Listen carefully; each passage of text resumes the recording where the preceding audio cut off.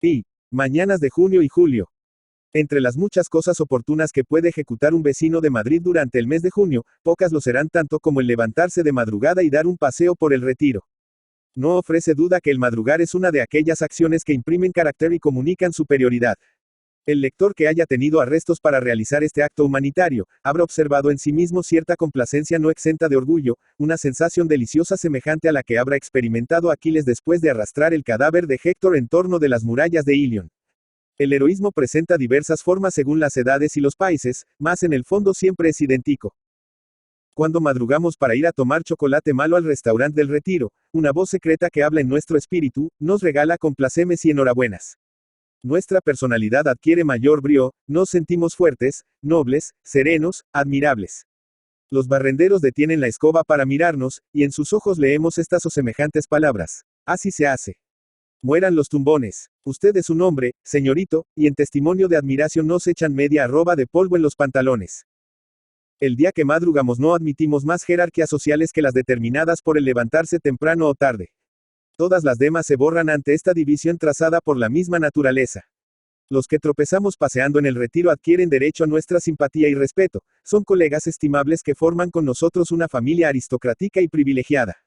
A la vuelta, cuando encontramos a algún amigo que sale de su casa frotándose los ojos, no podemos menos de hablarle con un tonillo impertinente, que acusa nuestra incontestable superioridad. Pero no todo es tomar chocolate malo en el Retiro durante las mañanas de junio.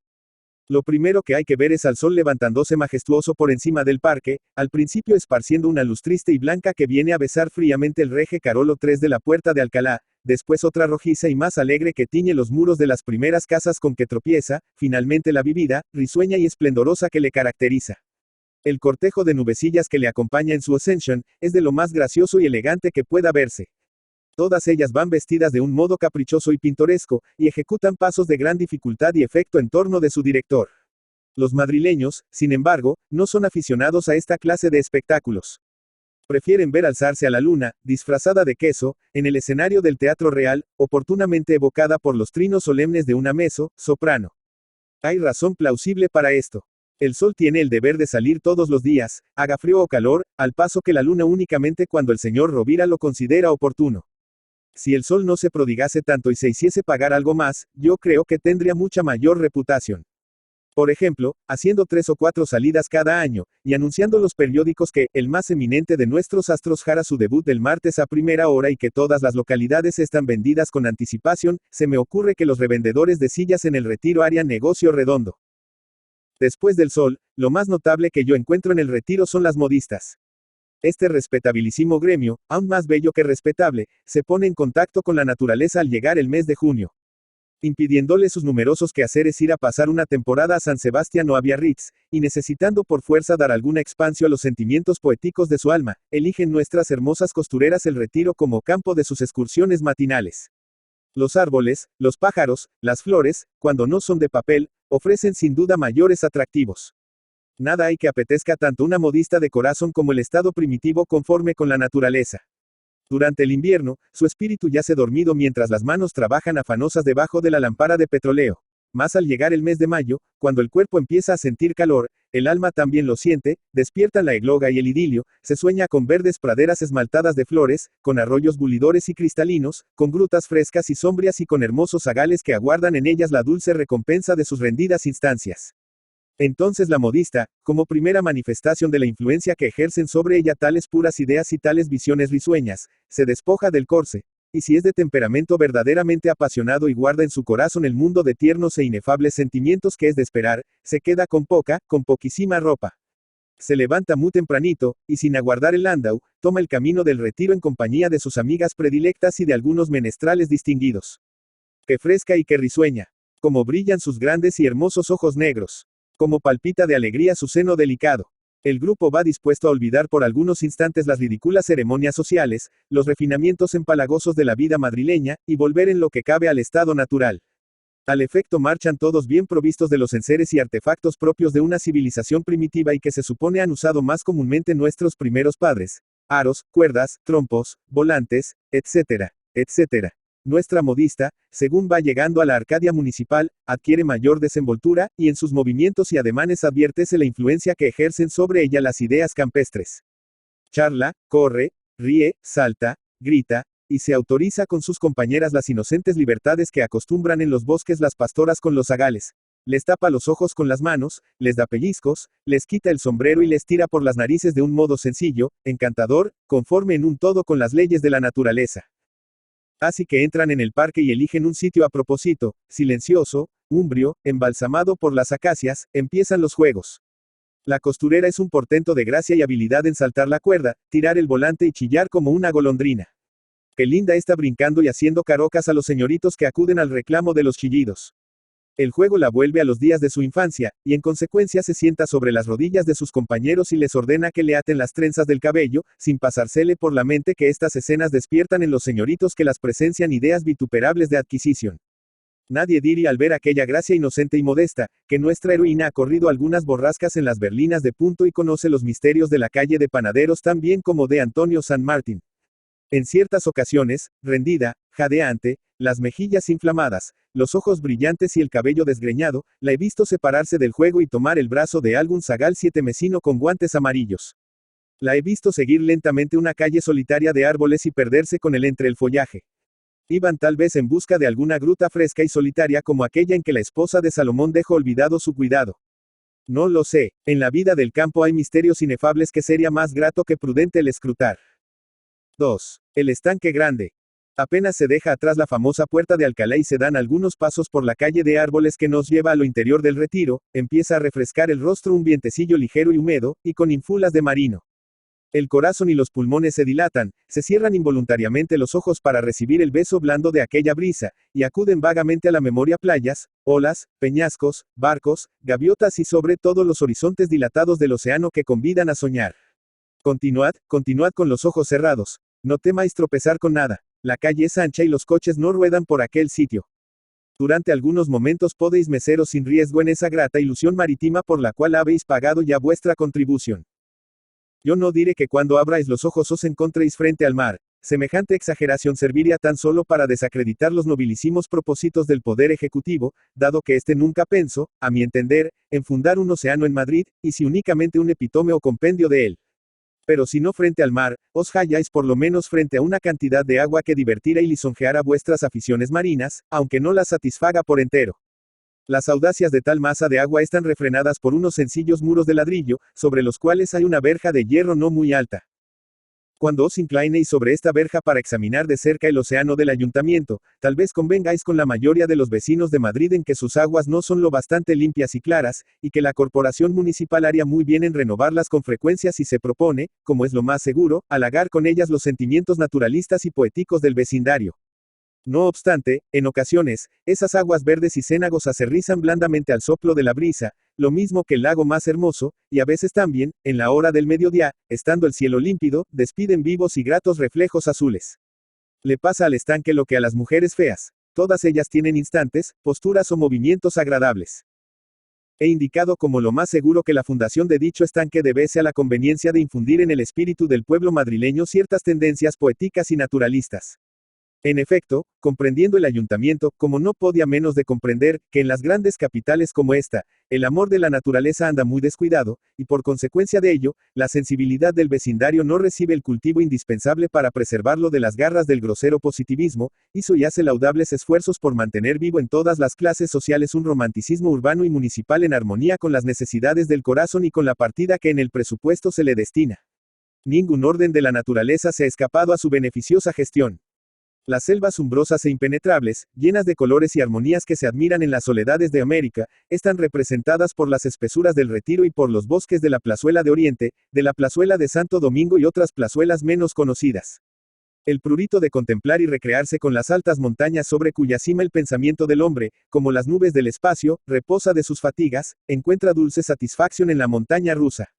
Y por último, la aspiración enérgica del espíritu a meditar tristemente ante la inmensidad del océano que nos revela los arcanos de lo infinito, obtiene respuesta adecuada, si no cumplida, en las riberas del estanque grande.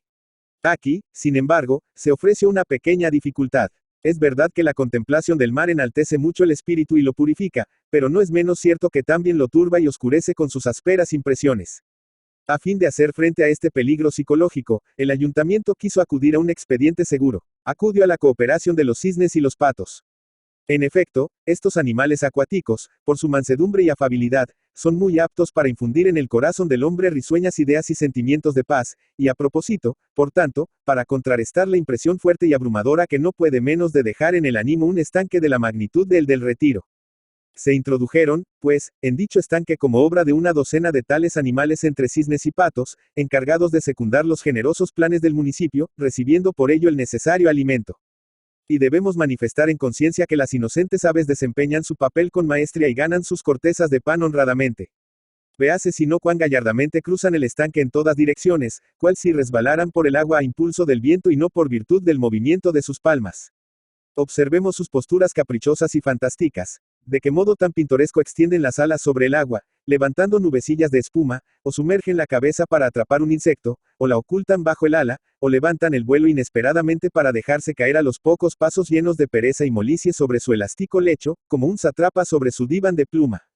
Nadie dudará que todo esto ofrece un tinte tan bucólico y pastoril, que no puede menos de producir el efecto apetecido. Por muy exaltado que el ánimo se encuentre, es imposible que no ceda a los esfuerzos combinados de aquella docena de patos. Navegan también en el estanque muchedumbre de botes, lanchas, canoas y otras embarcaciones de diversas formas y tamaños. Los días de fiesta suele cruzar por el horizonte un vapor que no se cansa jamás de silbar. Parece un espectador de los dramas de Catalina. He querido averiguar cuál era el precio del pasaje, y me han dicho que por recorrer todas las costas del estanque, deteniéndose en los puntos más notables y dignos de verse, se pagaba, en cámara de primera, 10 céntimos. Pero es fácil de comprender que estos viajes de itinerario forzoso no convienen más que a las personas de poca imaginación y de sentimientos vulgares y limitados. Los espíritus fantásticos y aventureros gustan más de viajar sin itinerario. Hay, pues, mucha gente que prefiere tripular los botes y canoas navegando sin rumbo prefijado y deteniéndose donde bien les place el tiempo que tienen por conveniente. El amor a la naturaleza y el deseo de conocer las rudas faenas de la mar les arrastra a despojarse de la levita y empuñar los remos con las manos cubiertas de sortijas. Desde este momento su fisonomía se contrae duramente y toma la expresión siniestra y terrible de los piratas. Sus movimientos son torpes y pesados como los de un lobo de mar. Cuando pasan cerca de la costa y ven una niñera más o menos gentil que les contempla absorta y admirada, se suelen guiñar el ojo con cierta malicia ruda, exclamando con voz ronca: «Oe, muchachos, una fragata a barlovento». A otros les da por lo sentimental, y el espectáculo de las aguas dormidas del lago les recuerda las novelas venecianas o las baladas de la Suiza. Se dejan balancear dulcemente, inmóviles y apoyados sobre el remo, fijan la vista en un punto del espacio con expresión amarga, propia de corazones lacerados, y prorrumpen a veces en tiernas barcarolas que han aprendido en el teatro real. Lo mismo las aventuras maravillosas de los unos que las barcarolas de los otros cesan repentinamente, así que se escucha una voz poderosa, inmensa como la de Neptuno, que llega en alas del viento a todas las riberas del estanque. Esquife número 7, pausa solemne. La hora. Inmediatamente la embarcación, después de ejecutar las maniobras indispensables, dirige su rumbo hacia el puerto. Si llega con felicidad a él, como ordinariamente acontece, la tripulación, rendida y jadeante, no tarda en saltar sobre el muelle, limpiándose los pantalones con el pañuelo para después restituirse alegremente al seno de sus familias. 3. La Casa de Fieras. No sé de cuándo data la institución de que quiero dar cuenta. Es posible que haya nacido bajo el gobierno paternal del señor Moyano, aunque no lo afirmo. Antes de ponerme a escribir acerca de ella, quizá debiera examinar algunos documentos referentes a su erección y desenvolvimiento, a fin de que las futuras generaciones, cuando lean el presente estudio, sepan a quién deben las fieras el piadoso hospital que hoy disfrutan. Prefiero, no obstante, improvisar algunas cuartillas, que caerán fuera de los dominios de la ciencia histórica, hacia la cual me siento antes de almorzar poco inclinado. A unas 100 varas del estanque grande se alza el famoso hospicio donde un gobierno atento a las necesidades morales de sus contribuyentes ha colocado media docena de bestias feroces y 20 o 30 micos, con el objeto de recrear y al propio tiempo vigorizar a la guarnición de Madrid. Así como los cisnes del estanque reciben sus emolumentos para despertar en los indígenas ideas bucólicas y sentimientos pastoriles, las alimañas de la Casa de Fieras han venido adrede de los desiertos de África para infundir en la clase de tropa la ferocidad que suele perder en el trato íntimo de criadas y costureras.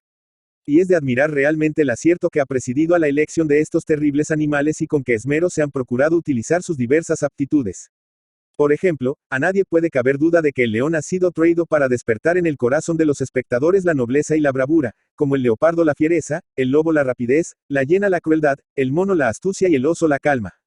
La española infantería, al recorrer por las tardes en la grata compañía de sus patronas las jaulas del establecimiento, se siente regenerada y dispuesta a vérselas con todo linaje de republicanos feroces y dañinos, mansos o amansados. Las fieras, como es lógico, conocen de vista a todos los reclutas de la guarnición, y no solo a los reclutas, sino a sus parientes y amigos. El mejor obsequio que se puede hacer a un forastero después de beber unas copas de ron y marrasquino, es llevarle a la casa de fieras y pasearle un buen rato en torno de la jaula de los micos. Anda, anda, que Graviel bien se divierte por ala por Madrid. No sé concudiao por él, tía Rosa. Toda la tarde se la pasa mira que te mira a los micos en un sitio que llaman la casa de fieras, que le digo, así Dios me salve, que no hay otra cosa que ver en Madrid. El soldado español es, además de bizarro, sufrido, frugal, pundonoroso, etcétera, etcétera. Chispeante en el pensamiento y ático en la frase. Nadie lo ha puesto en duda. Pues bien, esta sal y este aticismo con que la naturaleza dotó a nuestro ejército, y muy singularmente al arma de infantería, se aumenta en un 50% lo menos cuando pasea por los jardines de la casa de fieras. En aquellos amenos parajes, delante de la jaula del león africano, o del tigre de Bengala, o del titi de las Indias, es donde el regocijado ingenio de nuestros quintos derrama los tesoros de su gracia. Allí donde se escuchan las frases espirituales, los dichos agudos. Allí donde revientan los epigramas acerados, los discretos razonamientos. Parado frente a la jaula del leopardo, que duerme tranquilo en un rincón, el quinto suele decirle en tono de zumba: anda tú, dormidor. No te cansas de dormir, tú no. Estás a gusto, gran ladrón. Pasa inmediatamente a la del león y vierte sobre el otra granizada de chistes. Miale, miale, que boca abre el cochino. Nos almorzarías de buena gana, ¿verdad? Pues amigo, paciencia y llamar a Cachano, que todos hemos hijos de Dios. Manolo, arrepara que melenas. Paecen los pelos del tío Farruco. El recluta se hincha en tales ocasiones porque tiene público. En pos de él hay siempre media docena de robustas criadas de la Alcarria que le escuchan embelesadas y le siguen con afán. Como se desternillan de risa. Como paladean los chistes del donoso soldado. Nadie penetra como ellas el sentido íntimo de sus frases, ni puede apreciar también la delicadeza nerviosa de su humorismo. Entre el recluta y las criadas se engendra inmediatamente una misteriosa corriente de simpatía, mediante la que el fondo poético de sus corazones y todos los dulces pensamientos y vagas aspiraciones de su espíritu se confunden. El recluta siente en el occipucio los ojos de las alcarreñas que le excitan a mostrarse cada vez más agudo y espiritual, y éstas advierten con inocente alegría que aquel derroche de gracia y de ingenio no es otra cosa que un fervoroso homenaje de adoración que el gentil recluta les dedica. A la hora del crepúsculo, cuando las nieblas descienden al fondo de los valles y el cefiro pliega sus alas sobre las flores, Manolo suele pegar un tremendo empujón a su amigo Graviel que le hace caer sobre el grupo de criadas, las cuales reciben el golpe como una manifestación de respeto y galantería. A partir del empujón, entre reclutas y criadas se establece una amistad inalterable. Y la ferocidad que el ejército ha ganado por un lado la pierde inmediatamente por otro, viniendo abajo de esta suerte la obra paternal de la administración. Antes de dar por terminado este artículo, necesito delatar a la corporación municipal un abuso que redunda en menoscabo del país y descrédito de la importante institución en que me estoy ocupando. Por muy sensible que me sea el decirlo, es lo cierto que las fieras del municipio no cumplen debidamente con su cometido. ¿Para qué han sido traídos estos animales de los desiertos de África y hacia a costa de 1000 sacrificios pecuniarios? Ya hemos dicho que para infundir energía y vigorizar al pueblo y al ejército. Pues bien, yo no sé cómo han llenado su deber en los primeros tiempos, mas actualmente puedo decir que están muy lejos de desempeñarlo con la exactitud y el celo apetecidos. En vez de mostrar una actitud imponente que sobrecoja y atemorice el ánimo, en vez de rugir y echar centellas por los ojos, y sacudir las rejas de la jaula con el aparato del que quiere saltar fuera y devorar en un credo a todos los espectadores, se pasan la mayor parte del día en letargo vergonzoso, tirados en un rincón como objetos inanimados, sin que las excitaciones del respetable público logren hacerles menear siquiera la cola. Cuando por casualidad se les encuentra de pie, no hacen otra cosa que pasear tranquilamente por la celda sin desplegar ninguna especie de ferocidad, como un poeta lírico que estuviese meditando algún soneto enrevesado para la ilustración española y americana. Cuando abren la boca y estiran las garras, nunca es en son de amenaza, sino para desperezarse groseramente, y si tal vez que otra les da la humorada de rugir, lo hacen con tanta delicadeza, que más que de devorarlos, parece que tratan de enterarse de la salud de los espectadores. Es necesario cortar este abuso. ¿Cómo? Buscando el origen y destruyendo la causa. El origen de tal apatía y negligencia por parte de estos animales no puede ser otro que el no dárseles el sustento necesario. Las bestias de la casa de fieras pertenecen a la clase docente, y como el profesorado en general, están muy mal retribuidas. Tienen los huesos salientes, el pellejo arrugado, el aspecto miserable y triste. Un profesor amigo mío que también tiene los huesos salientes y el pellejo arrugado, me decía no ha mucho tiempo que él no enseñaba más ciencia que la equivalente a los 14.000 reales que le daban.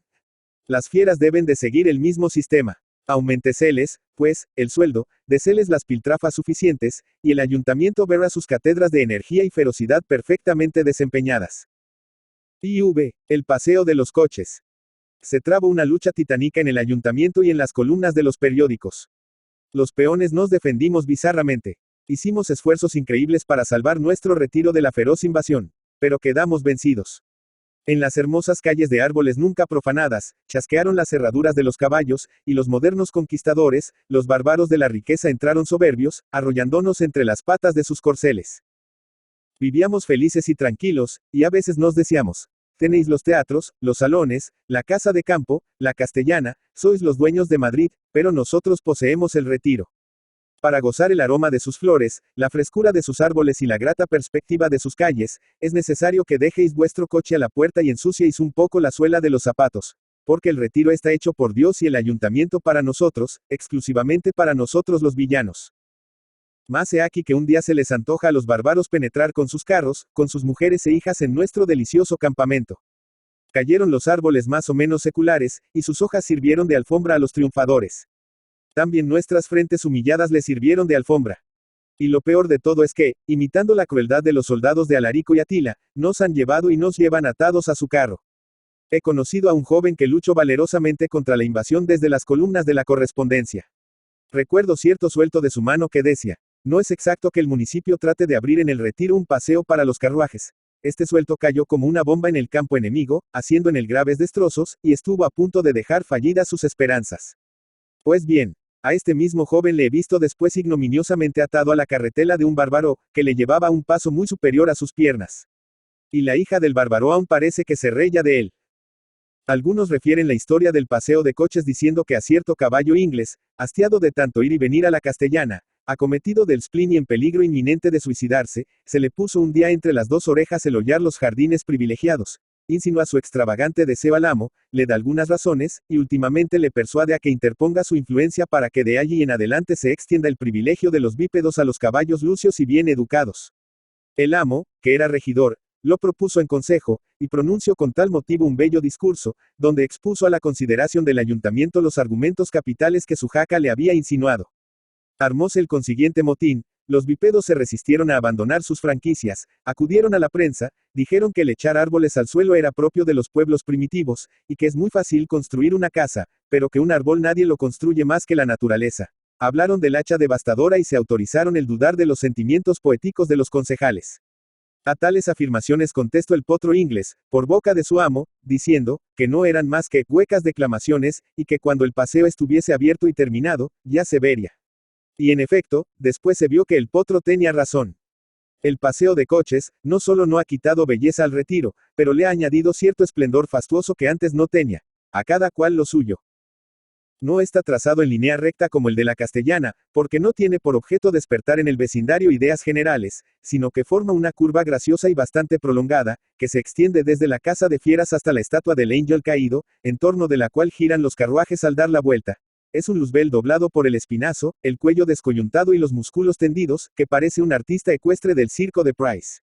Sus colegas de acá, otros ángeles caídos que suelen llamarse la Tomasa, la Adela, la Paz, la Asunción, etc. Al cruzar por su lado le miran con soberano desdén. Ninguno ha caído como el enmedroso despeñadero. Todos han venido a dar sobre algún milord con un caballo.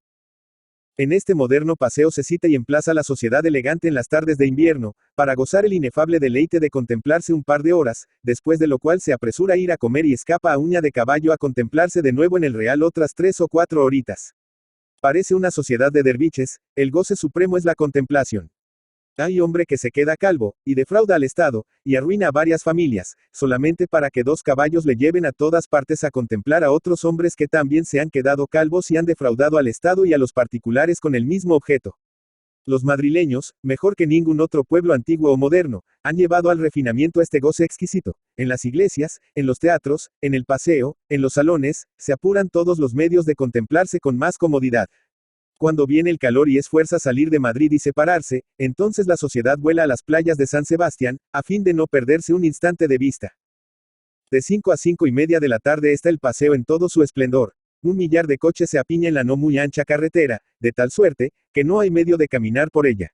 A veces tardan en dar una sola vuelta más de hora y media, lo cual constituye, como es fácil de comprender, el encanto de los que perennemente los ocupan. De esta guisa, la contemplación es más fácil y más intensa. Las señoras levantan suavemente las sombrillas para mirar por debajo de ellas a otras señoras, que de igual manera dejan caer las suyas y pagan mirada por mirada. Hace ya muchos años que se miran y llevan por cuenta los vestidos, los coches, los caballos, los queridos, las pulseras, el colorete y hasta los lunares que gastan. Así que, ordinariamente, se habla muy poco, solo de vez en cuando alguna dama comunica a su compañera en voz baja y estilo telegráfico ciertas observaciones de poca monta. ¿Has visto a Bermejillo? Sí. Va detrás de Enriqueta. Sí. Y de nuevo guardan silencio. ¿Has visto a la de Quintanar? Hasta ahora no. ¿Y a la de Beleño? Tampoco. La dama se calla otra vez, pero experimenta leve disgusto. Para que se vaya a casa satisfecha y coma con apetito, es preciso que estén en el paseo la de Quintanar, la de Beleño, la de Casagonzalo, la de Trujillo, la de Torrealta, la de Villavicencio, la de Córdoba, la de Perales, la de Vélez Málaga y la de Cerezangos, a quienes se está viendo hace 20 años, en todos sitios y a todas horas. Si no, se marcha malhumorada, diciendo que el paseo estaba muy cursi. Los cocheros y lacayos, desde lo alto de los pescantes, dejan caer miradas olímpicas sobre las carrozas, y murmuran de vez en cuando alguna frase insolente y obscena a propósito de las damas que pasan cerca, o examinan fijamente las libreas de sus compañeros, proponiéndose exigir otras iguales de sus amos. Los caballos, aburridos, se contemplan sin cesar, y guardan silencio como sus señores. Tal vez que otra, no obstante, dejan caer, entre resoplidos y cabezadas, alguna observación punzante acerca de sus colegas. Vaya unos arreos lucidos que les han echado encima a los jacos de Villamediana. Me da risa. ¿Qué otra cosa quieres que les pongan, chico? Si son dos burros sin orejas. ¿Y qué te parece del tren de Rebolledo? Que esos potros son tan ingleses como el forro de mis pezuñas. Así hablan los caballos a menudo, y a menudo también los amos. Por una de las calles laterales y antiguas caminan los bípedos de la burguesia, contemplando sin pestañear el fastuoso cortejo de los cuadrúpedos aristocráticos. Cuando se cansan de caminar, toman asiento en las sillas metálicas puestas allí adrede para mirarse cómodamente. Numerosas y respetables familias, cuyos jefes sirven dignamente a la administración pública, se autorizan diariamente el sabroso placer de ver pasar en procesión a las damas y caballeros que en Madrid gastan coche. La vida cortesana ofrece vivos y punzantes atractivos. El jefe de familia la encuentra demasiado agitada cuando llega a su casa. Ciñendo la carretera, con el rostro vuelto hacia los coches, suelen cruzar a paso largo algunos señoritos de palo, con el felpudo sombrero ladeado, puños salientes, levita abrochada hasta la nuez y báculo. Llevan dentro un resorte que en ciertos momentos les obliga a detener el paso, llevar la mano al sombrero, agitarlo en el aire, ponérselo otra vez y seguir andando. Y el sol, por no ser menos que todos, contempla con ojo de moribundo esta escena interesante enfilando sus rayos oblicuos entre los árboles y levantando mil graciosos reflejos en el barniz de los coches, en el cristal de las linternas y en el metal de los botones de cocheros y lacayos. Antes de morir envuelve con suave caricia la pompa abigarrada de aquella muchedumbre, que no tiene ojos más que para sí misma, hace brillar los arreos de los caballos y las joyas de las señoras, tiñe de vivos colores la seda de los vestidos y extiende un manto brillante de oro sobre la inmóvil y silenciosa comitiva. Los árboles recogen con más placer que los hombres el último beso del astro del día, y entre sus copas frondosas surgen gratas y fugitivas luces. A la izquierda el puro azul del cielo se deja ver, desvaído ya y marchito, y su fondo luminoso queda cortado a trechos por las formas rígidas de alguna conifera o por los tricornios de los guardias que permanecen clavados a sus caballos, y los caballos a la tierra como verdaderas estatuas. En el medio de la curva que el paseo describe, hay abierto un boquete sin árboles, por donde se contempla el paisaje. Parece un enorme balcón desde donde se divisan algunas leguas de tierra árida como toda la que rodea a Madrid. Este paisaje solo es bello a la caída de la tarde. Entonces las brumas del crepúsculo, traspasadas un instante por los rayos del sol, matizan delicadamente la vasta planicie, las colinas lejanas flotan en una neblina azulada, y sobre ellas resaltan como puntos blancos algunos caseríos. Los juegos de la luz fingen en la llanura bosques, campos, ríos y pueblos que no existen. Es un país falso y teatral que guarda cierta semejanza con el fondo del cuadro de las lanzas, de Velázquez, pero cautiva la vista por su esplendor, y dilata el pecho por su inmensidad. El vapor luminoso que por aquella parte envuelve el paseo, amortiguando los vivos colores de las sombrillas, borrando los elegantes contornos de los caballos, esfumando las facciones de las damas y prestándole a todo aspecto escenográfico, pierde lentamente su brillo y se transforma en un polvo ceniciento que cae del cielo como heraldo de la noche. La noche se llega al fin, el sol sepulta sus fuegos en los confines de la yerma llanura. Algunas nubecillas finas y delgadas, como rayas trazadas en el firmamento, después de ennegrecerse fuertemente, concluyen por desaparecer. El paseo pierde todo su esplendor, ya no es más que un grupo numeroso de coches sin brillo ni poesía. La comitiva siente casi al mismo tiempo un leve temblor de frío. Las señoras se embozan en los chales y tiran hacia sí las pieles que cubren sus rodillas. Los caballeros se esfuerzan en meterse los abrigos y agitan los brazos en el aire como aspas de molino. Piafan los caballos pensando en las próximas dulzuras del pesebre, y los aurigas chasquean el látigo enderezándolos ya hacia la ciudad. En pocos minutos queda la carretera desierta. Los peones, que como es natural permanecen rezagados, escuchan algún tiempo el ruido de los coches, como un rumor distante de olas que se estrellan. Armando Palacio Valdés. Armando Palacio Valdés Entralgo, La Viana, Asturias, 4 de octubre de 1853, Madrid, 29 de enero de 1938, fue un escritor y crítico literario español, perteneciente al realismo del siglo XIX. Hijo de Silverio Palacio y Eduarda Valdés. Su padre era un abogado ovetense y su madre pertenece a una familia acomodada. Se educó en Avilés hasta 1865, en que se trasladó a Oviedo a vivir con su abuelo para estudiar el bachillerato, lo que entonces se hacía en el mismo edificio de la universidad. Por entonces leyó en su biblioteca la Ilíada, que le impresionó fuertemente y abrió su interés por la literatura y la mitología. Tras ello se inclinó por otras de historia. Por entonces formó parte de un grupo de jóvenes intelectuales mayores que el de los cuales se consagraron a la literatura Leopoldo Alas y Tomás Tuero, con los que entabló una especial amistad. Tras lograr su título de bachiller en artes en 1870, decidió seguir la carrera de leyes en Madrid, que concluyó en 1874. Perteneció a la tertulia del Billis Club junto con otros escritores asturianos. Dirigió la Revista Europea, donde publicó artículos que luego reunió en Semblanzas Literarias. También hay buenos retratos literarios en los oradores del Ateneo y en el Nuevo Viaje al Parnaso, donde desfilan conferenciantes, ateneístas, novelistas y poetas de la época. Escribió también como crítico, en colaboración con Leopoldo Alas, la literatura en 1881. Se casó 2 veces. Su primera esposa, Luisa Maximina Prendes, falleció en 1885 después de solo 1 año y medio de matrimonio. Se casó en 1899 en segundas nupcias con Manuela Vega y Gil, que le sobrevivió. Al morir José María de Pereda en 1906, ocupó el sillón vacante en la Real Academia Española. Marta y María por Favila en Avilés. Se dio a conocer como novelista con El señorito Octavio, 1881, pero ganó la celebridad con Marta y María, 1883, ambientada en la ciudad ficticia de Nieva, que en realidad representa Avilés. En esta época de su evolución literaria suele ambientar sus novelas en Asturias.